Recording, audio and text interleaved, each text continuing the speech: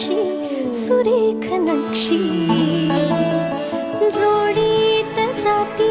मना मनाला नात्यांचे हळवे पक्षी दाराशी सुरेख नक्षी एक रेष हलता चित्र हे विस्कटते सावरून घेता रंगांनी नटते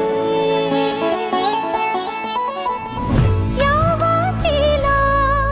वात मिळूनी आसमंत उजळी सांगते कथा घराची ठिपक्यांची